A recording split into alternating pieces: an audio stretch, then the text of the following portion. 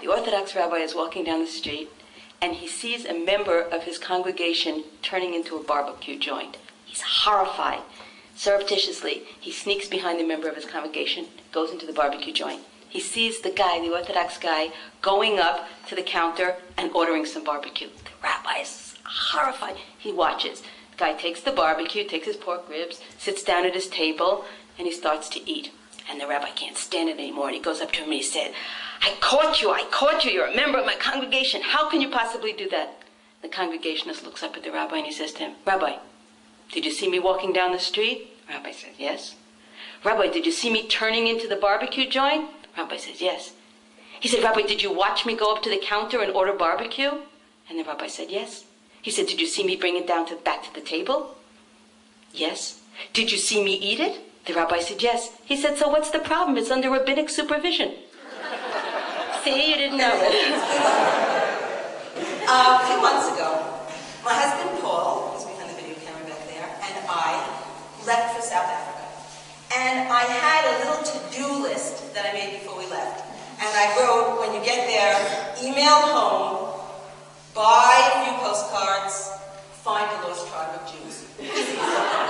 And I look at the bottom of the picture, and it says, Tunisia, Lag BaOmer, which is the name of a holiday. And I said, my God, what is this about? So when we came home from Israel, I became obsessed with finding out what was that about, Tunisia, Lag BaOmer. I called every person I knew who knew about Tunisia, one person. And I tried to find, how am I going to, who do you call, Ma, what can you tell me about Tunisia? There's no place to go. And then I got an idea. We're supposed to be resourceful travel writers. We're not. We just like to travel and eat. So true. So I got on the phone. I said, hey, what's wrong with me? Just call the embassy.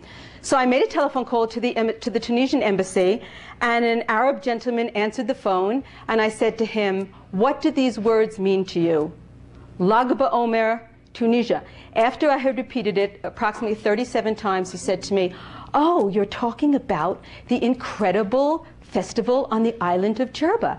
And I said, have you ever been there? He said, no. I said, do you know anyone who's been there? He said, there is a man in Philadelphia. Why don't you call him?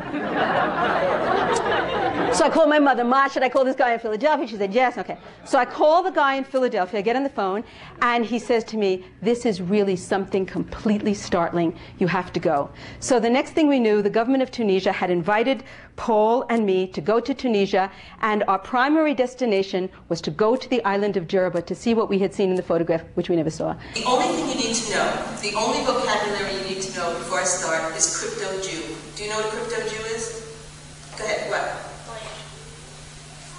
Like Jew that it's like Superman.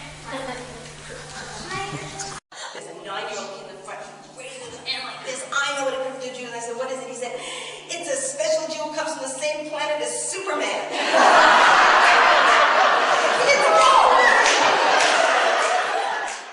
What's holy in the Holy Land? The first place they took us, on Mount Gerizim, they said this is where Abraham took Isaac to be sacrificed. And we said, well, that's really interesting. There's a whole other story, it's in Jerusalem. And they said, no, this is where it's happened. And then they took us, and you're going to see this in the videotape. It's the first time that they showed the archaeological site. And they said, this is where the 12 stones of Joshua are. This is where... And so it is a point in time when you go there, it's just this transitional time when you get to experience the old world, how it's blending into the new world.